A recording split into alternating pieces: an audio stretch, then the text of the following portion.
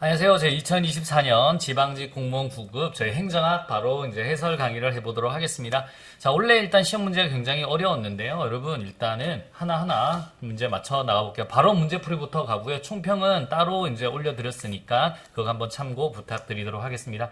실제 푸는 것처럼 바로 한번 풀어 가보도록 하겠습니다. 자, 1번부터 갑니다. 애덤스의 공정성 이론에 대한 설명으로 옳지 않는 것은요, 우리 많이 했고요. 투입과 산출의 비율을, 여기서 중요한 건 비율이었습니다. 중고인과 비교해서 공정성을 지각한다. 맞습니다. 딩동댕동. 그 다음에 불공정을 느낄 때 자신의 지각을 의도적으로 왜곡하기도 한다. 맞습니다. 이런 거죠, 여러분. 그래, 저 쌤이 열심히 하고 나는 대충 하니까 이렇게도 생각하기도 한다라고 보시면 되겠습니다. 노력과 기술은 투입이죠. 반면에 보수와 인정은 산출이다. 딩동댕동. 여기까지 맞습니다. 4번 선지 한번 보세요. 중고인과 비교하여 과소보상자는 불공정하다고 생각하고 과대보상자는 공정하다고 생각한다. 아니죠, 여러분.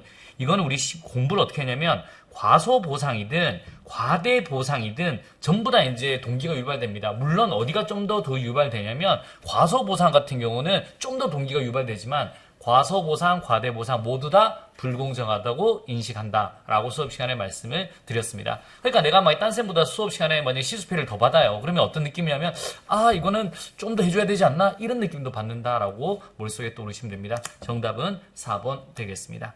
2번 바로 가보도록 하겠습니다. 좀 더 키울게요. 공공선택 이론에 대한 설명으로 옳지 않는 것은요. 자, 경제학적 측면이죠. 인간을 이기적이고 합리적인 경쟁을 본다. 딩동댕동.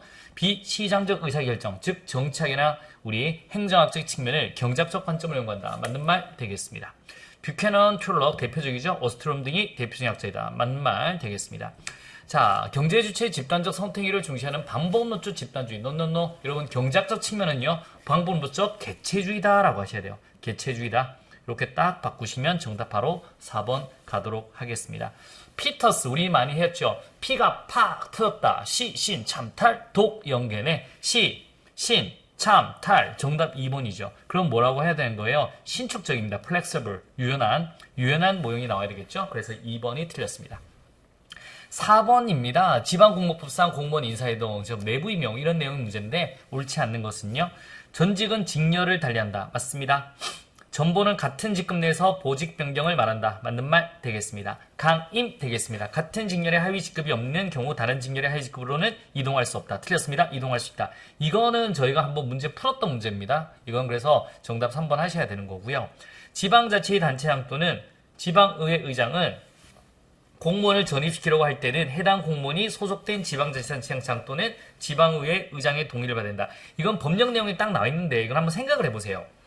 이제 우리로 만약에 쉽게 말해서 서울로 받아들이려고 해요. 그러면 이제 부산에 있는 공무원을 받아들이려고 하면 우리 부산에 있는 공무원 그 지자체한테 동의를 받아야 되겠죠. 정답 몇 번? 4번. 이건 법령 내용 그대로 나왔습니다. 하지만 3번을 우리가 이제 풀어봤기 때문에 뭐 4번 선지는 이제 명확하게 몇 조인지 몰라도 정답은 맞출 수 있었다. 정답은 3번 되겠습니다. 프로그램 예산 제도에 대한 설명으로 옳지 않는 것은요. 우리나라 중앙정부는 2007년부터 프로그램 예산 제도를 도입했다. 맞습니다. 품목으로는 한계가 있어가지고 어떤 일을 하는지 프로그램 예산 제도를 도입했잖아요. 총액 배분 잘 편성 그거 하려고 프로그램을 도입한 겁니다. 예산의 전 과정을 프로그램 중심으로 구조화하고 성과평가 체계와 연계시킨다. 맞는 말 되겠습니다. 재량을 주고 성과를 보는 게 요즘 시스템이잖아요. 세부 업무와 단가를 통해 예산 금액을 산정하는 상향식 방식 틀렸습니다. 여러분 이거 하향이죠. 그러니까 총액 배분 자율 편성을 하는 겁니다. 국가 재정 운영 계획을 만들고 분야 부문까지 총액 떨어뜨리고 여기서 이제 프로그램을 마음대로 짤 수 있는 거잖아요. 아시겠습니까? 그래서 여기까지는 딱 떨어뜨리니까 하향식이다라고 하셔야 됩니다. 정답 몇 번? 3번이 되겠습니다. 일반에게 특별하게 기금이 포괄적으로 표시되는 총체적 재정 배분이 가능하다. 왜? 프로그램 사업별로 구성을 했기 때문에 이게 가능하다라고 하셔야 됩니다. 정답은 몇 번? 3번이 되겠습니다. 6번 바로 한번 가보도록 하겠습니다. 사회적 형평성에 대한 설명으로 옳지 않는 것을 이거 많이 했죠. 신행정학에서 사회적 형평성을 강조했다. 딩동댕동 되겠습니다. 롤스의 정의론은 사회적 형평성 논의에 영향을 주었죠. 맞습니다. 최소 국가의 원리. 자, 수직적 형평성, 다른 것은 다르게, 즉 동등한 여건에 있지 않는 사람을 동등하지 않게, 다른 것은 다르게. 그래서 동등하게 취급한다. 이게 틀린 겁니다. 다른 것은 다르게 라고 하셔야 되고요. 4번 되겠습니다. 수평적 형평성은 동등한 것은 같게. 오케이. 동일로동 동일원금 딩동댕동 되겠습니다. 정답 몇 번? 3번 되겠습니다. 여기까지는 기분이 상당히 좋았을 겁니다. 어우 괜찮다 이렇게 해봤죠. 7번 되겠습니다. 제가 수업 시간에 말했습니다. 어땠을까? 내가 그때 널 떠나지 않았으면 어땠을까? 이걸 항상 설명했습니다. 관련 사건이 일어났느냐, 일어나지 않았느냐에 기초하여 미래에 어떤 사건이 일어날 확률에 대해서 식견 있는 판단을 끌어내는 방법이다. 교차 영향 분석. 바로 제가 맨날 싸이 노래 가지고 설명을 드렸습니다. 어땠을까? 이렇게 정답 몇 번? 2번 바로 푸시면 되겠고요. 8번 되겠습니다. 예산 과정에 대한 설명으로 옳지 않는 것은요. 바로 1번이죠. 국가재정법에서는 대통령의 승인을 얻은 정부 예산안이 회기연도 개시 언제까지? 120일 전까지입니다. 바로 1번 틀리고 그래서 바로 20일, 헌법이 90일이죠. 그 다음에 자 예산안 편성 지침은 3월 30일까지 맞고요. 그 다음에 국회 예산결산특별위원회는 소관상임위원회에서 삭감한 세출 예산 각 항의 금액을 증가하게 하거나 세비목을 설치할 경우는 소관상임위에 동의를 해야 된다. 딩동댕동 당연한 말. 그 다음에 4번 한번 갑니다. 우리 정부는 국회에 예산을 제출하는 부득이한 사유로 인하여 그 내용의 일부를 수정. 오케이. 국무회의 심의를 거쳐 대통령 승인을 얻은 수정 예산을 국회에 제출할 수 있다. 당연한 말 되겠습니다. 정답은 1번 바로 나왔죠. 신공공서비스론 이것도 바로 가셔야 됩니다. MPS입니다. 극부하기 즉 NPM에 대한 반발로 나왔다. 맞습니다. 자꾸 NPM이 돈돈돈 그리잖아요. 비팔 이름과 파스트 모더니즘을 활용한다. 맞고요. 공익을 시민의 공유된 가치에 대한 담론의 결과 딩동댕동. NPM은 사익의 합. 정부는 노적기보다 방향잡기, 논논뇨, NPM 방향잡기, 뉴 커머스 방향잡기, MPS 봉사하기. 정답 몇 번? 3번이 되겠습니다. 정부 관료는 헌법이나 법률, 정치 규범, 심의에 대한 대응성을 중요시한다. 맞습니다. 책임이 다원적이다. 이렇게 보시면 되고요. 10번 바로 가도록 하겠습니다. 팀제 조직에 대한 설명으로 옳은 것만을 모두 고른 것은요. 결정과 기획은 핵심 기능만 남기고 사업 집행 부분은 전문업체에 위탁한다. 이거는요. 네트워크 되겠습니다. 그래서 X 되겠습니다. 리연 되겠습니다. 역동적 환경 변화에 유연하고 적응하고 신속한 문제 해결. 맞습니다. 팀제 스포츠카 빠바박. 그 다음에 기술 구조 부분의 중심이 되고 작업 과정의 표준화가 주요 조정수혜다. 민단기 사장님 할 때 기술적 관료제. 그래서 일반적인 전통적 관료제 모형이라고 보시면 돼요. 디귿은. 그래서 날리시고 릴 되겠습니다. 관료제의 병리를 타파하고 업무수행의 새로운 의식과 행태의 변화 필요성으로 등장했다. 딩동댕동. 환경이 바뀌니까 팀제가 나온 거죠. 정답은 3번 되겠습니다. 11번 문제 이거 어렵습니다. 우리 정책 지지 연합 모형, 정책 옹호 연합 모형이라고도 설명합니다. 옳은 것만을 모두 고른 것은요 라고 하는 겁니다. 자 일단 이건 통합 모형이죠. 그래서 정책 하위 체제에 초점을 두고 정책 변화를 이해한다. 기억 맞는 말 되겠습니다. 자 정책 지향 학습은 당연히 옹호 연합 내부뿐만 아니라 연합사에서도 이렇게 경쟁하고 이러면서도 학습이 이루어져요. 그래서 정답은 1번을 찾을 수가 있습니다. 이렇게 쉽게. 여기까지 보면 정답 1번 가시면 되는데 디귿이 이제 디귿 리을이 세부적으로 들어간 거예요. 행정규칙, 예산 배분, 규정, 해석에 대한 결정은 정책 핵심 신념. 신념을 어떻게 나눴냐면 여러분 옹호 연합에서는 잘 보세요. 정책 핵심 신념하고요. 정책의 우리 자, 규범적 핵심 신념. 자, 볼게요. 규범적 핵심 신념하고 정책적 핵심 신념하고 그 다음에 2차적 측면으로 봤습니다. 2차적 측면. 요렇게 이제 신념을 나눴는데 자, 행정규칙, 예산 배분, 규정의 해석에 대한 정책은 정책 핵심 신념이 아니라 이건 뭐냐면 2차적 측면이에요. 2차적 측면. 2차적 측면. 2차적 측면. 요렇게 보셔야 되는 거고요. 2차적 신념, 측면. 이렇게 보시면 돼요. 똑바로 적을게요. 2차적 측면. 혹은 2차적 신념으로 보여야 됩니다. 이거는 쉽게 바꿀 수 있어요. 근데 신념체계 구조에서 규범적 핵심, 규범이잖아요, 여러분. 이거는 관심 있는 특정 정책 규범이 아니라 모든 정책의 기본적인 생각이에요. 규범은 진짜 안 바뀐다고 보시면 돼요. 그래서 우리 관심 있는 특정 정책 규범에 적용되는 거는 정책적 우리 신념이라고 하셔야 됩니다. 아시겠습니까? 그래서 신념체계 구조에서 기본적 핵심 신념은 관심 있는 특정 정책 규범에 적용된 게 아니라 모든 정책 규범에 적용돼요. 모든. 그래서 규범적은 모든, 정책은 관심 있는 특정. 그다음 2차는 위에 같은 경우. 그래서 우리 규범은 굉장히 바꾸기 힘들다. 정책은 그거보다는 좀 쉽다. 2차적은 좀 더 쉽다. 그래서 이 세부적인 내용까지 나왔으니까 다 알고 맞추기는 진짜로 어려웠다라고 보시면 돼요. 그런데 이제 정답을 기억 내서 딱 끊으면 답은 맞출 수 있습니다. 이게 한 단계 더 들어간 거예요. 여러분, 일반적인 문제. 기억 니은을 보면 일반적인 문제. 하지만 디귿 리을까지는 굉장히 어려운 문제. 이렇게 보시면 되겠습니다. 하지만 답은 맞출 수 있었다. 자, 우리 12번도 그냥 바로 갔죠. 윤리적으로 취업 주선행위는 이제 그만 이해충돌 방지 의무 있고요. 등록 재산의 공개 있고요. 종교 중립, 품위 유지 없고요. 공제윤리법에는 정답 몇 번? 1번 되겠습니다. 13번, 아우, 이건 뭐 기가 막힌 문제였죠. 이거 거의 뭐 다 틀렸지 않았나. 아니면 찍을 수 있는 문제죠. 이거는 일반적으로 우리가 구급 시험 내기는 좀 힘든 문제였습니다. 이게 너무 기본적인 문제예요. 솔직히 기본적인 내용이지만 우리 수험생들은 맞추기 진짜 힘들다. 가볼게요. 비철친 연구에 해당하는 것은 이 연구에서는 정책과 성과를 연결하는 모형에 정책 기준과 목표, 집행에 필요한 자원, 조직 간 의사소통과 집행활동, 집행기관의 특성, 경제사회 정책 조건, 정책 집행자의 성향이라는 변수를 제시했다. 이 6가지 변수를 제시한 거거든요. 여러분, 딱 요게 6가지 변수입니다. 6가지 변수. 이 6가지 변수를 제시한 건 여러분 반미로와 반혼이에요. 그래서 정답은 4번인 겁니다. 그러니까 이게 원래는 이게 이제 그냥 이거 맞추는 진짜 힘들죠. 우리 반미로와 반혼은 하향적 집행이다 이렇게 보시면 되는데 여러분, 그런데 이거를 이제 세부적으로 공부하기까지가 진짜 이거는 하신 분은 거의 없고, 거의 책에도 이거는 보통 교수님들 일반적인 책에는 잘 안 나와 있습니다. 그래서 이 문제는 정답은 4번인데 6가지 이것 때문에 그래요. 자, 어떻게 한번 봅시다. 정책 기준과 목표 하나, 집행에 필요한 자원, 조직과 의사소통과 집행활동, 집행기관의 특성, 경제, 사회, 정책 조건, 정책 집행자의 성향, 이 6가지 변수를 제시해서 연구한 게 반미로와 반혼입니다. 13번 굉장히 어려웠다. 우리가 수험적으로 진짜 어려웠다라고 보시면 되겠습니다. 어렵죠. 여러분 13번 틀렸다고 너무 슬퍼하고 노예하지 마세요. 이거를 알고 맞추신 분은 전국에 그렇게 많지는 않을 것 같습니다. 자, 또 한번 가보도록 하겠습니다. 14번입니다. 예산 집행의 신축성 유지 방안에 대한 설명으로 옳지 않은 것은, 이거는 많이 했는데 이거는 예비비 저희 마지막 특강 때 했고요. 추가 경정 예산의 경우 정부는 국회에서 추가 경정 예산이 확정되기 전에 이를 미리 배정하거나 집행할 수 없다. 맞는 말. 예비비의 경우는 정부는 예측할 수 없는 예산 외 지출 또는 예산 초과 지출의 충당 위에 일반 회계 예산 총액의 100분의 1입니다. 5가 아니라 100분의 1. 많이 했죠? 계산할 수 있다. 그 다음에 지방재정법에는 계산하여야 한다. 이렇게 많이 공부했죠? 그래서 정답 몇 번? 2번이 되겠습니다. 요건 저희 OS 특강에서도 했었는데 아시겠습니까? 계속비의 경우 국가가 지출할 수 있는 연한을 5년 이내나 그러면 연장도 가능하죠. 사업규모 및 국가 지원 여건을 고려하여 필요한 경우에는 예외적으로 10년 이내로 할 수 있다. 자, 각 중앙관서의 장은 예산의 목적 범위 안에서 재원의 효율적 활용을 위해 대통령 또는 정하는 바에 따라 기재부 장관의 승인을 얻어 새 항목을 전용할 수 있다. 오케이. 딩동댕동 되겠습니다. 정답 몇 번? 2번 되겠습니다.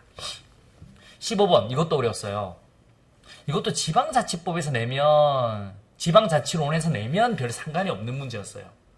근데 우리 이 구급 문제에서 내면 이게 난감하다. 하지만 답은 맞춰야 되죠. 자, 갑니다.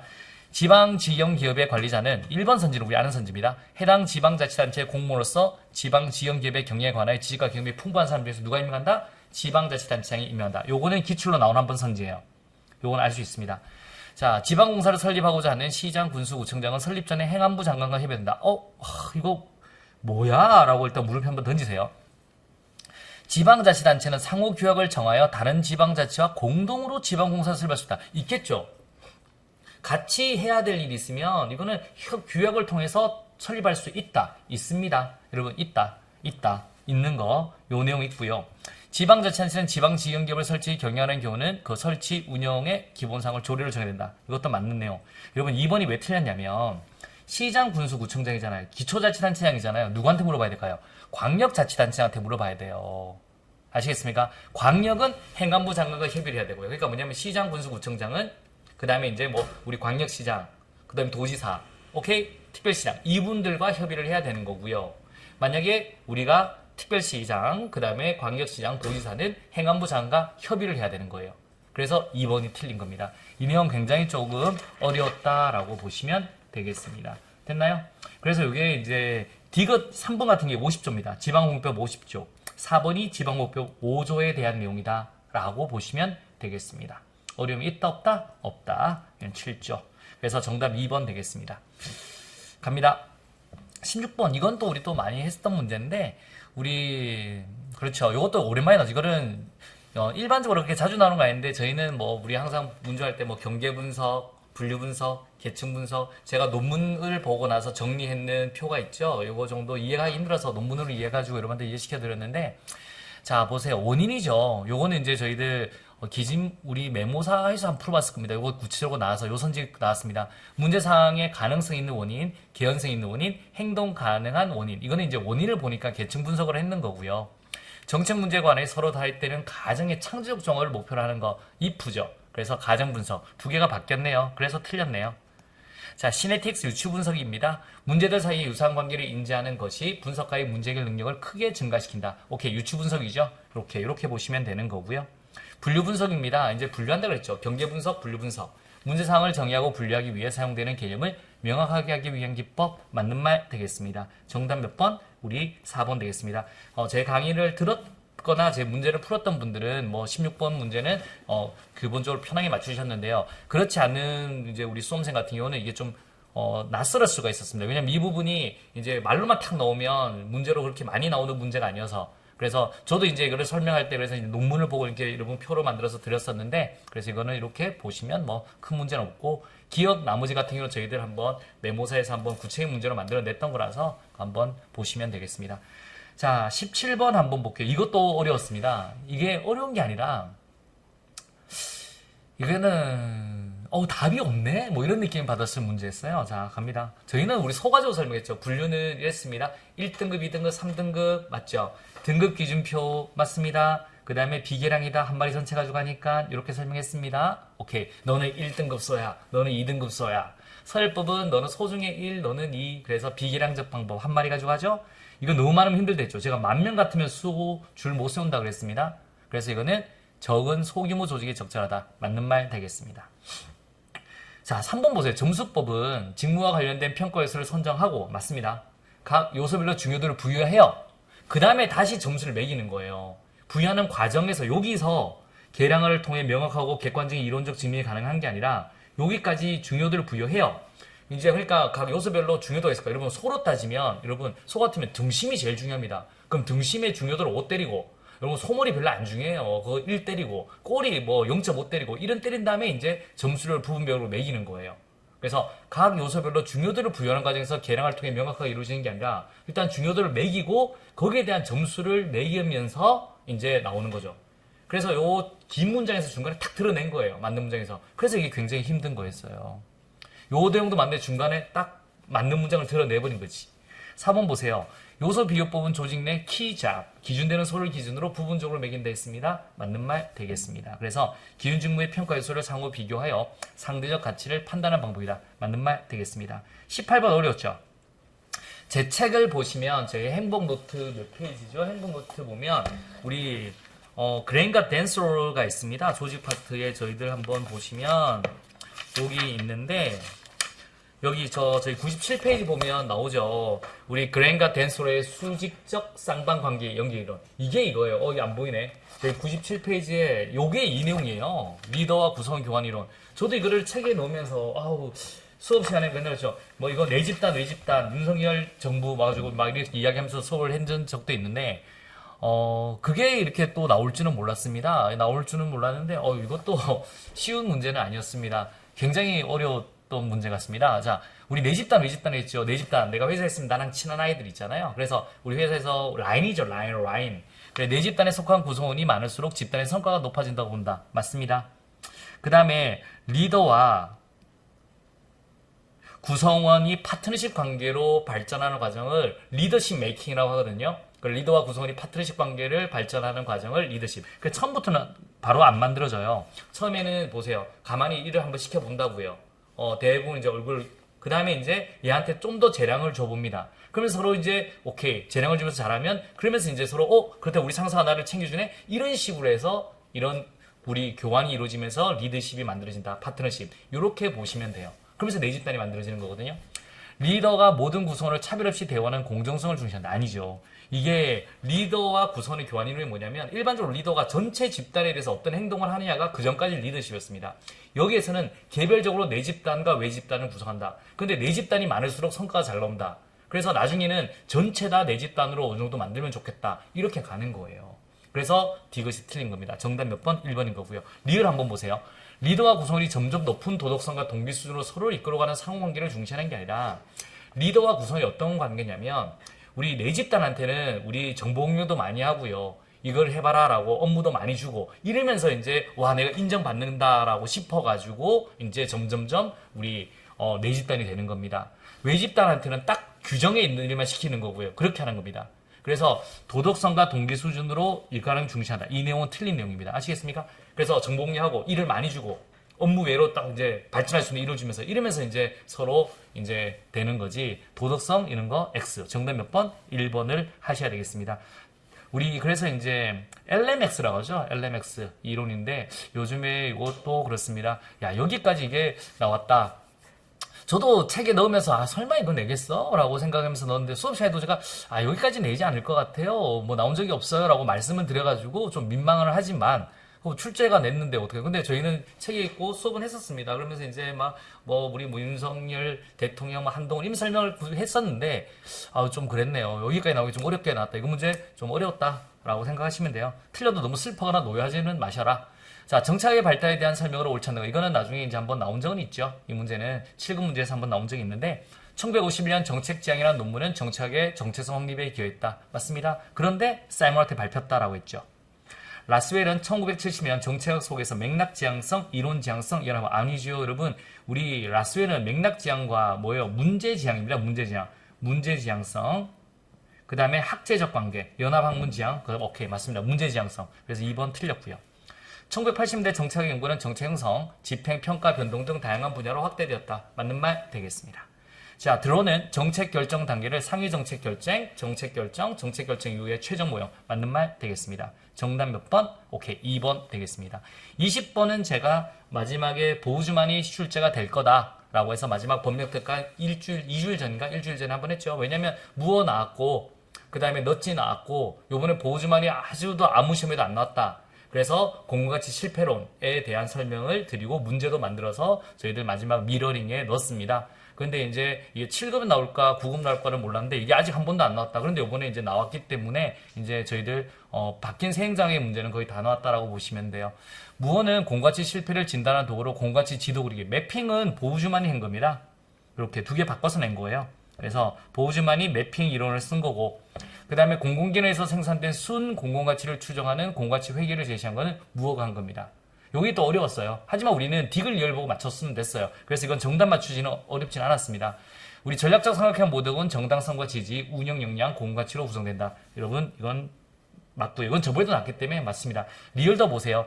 시장과 공부물이 공가치 실현을 필수로 요구되는 재화수비를 제공하지 못할 때 이게 바로 공가치 실패다. 그래가지고 우리 공가치를 만들려고 들어간다. 보우즈만의 견해다. 라고 말씀을 드렸습니다. 정답 몇 번? 4번 되겠습니다. 자, 이런 식으로 제가 20문제 한번 풀어봤는데요. 문제가 보시면 전반적으로 쉽지는 않았습니다. 어려웠는데 이런 문제 한 80점, 85점 받으면 굉장히 잘했던 문제 같습니다.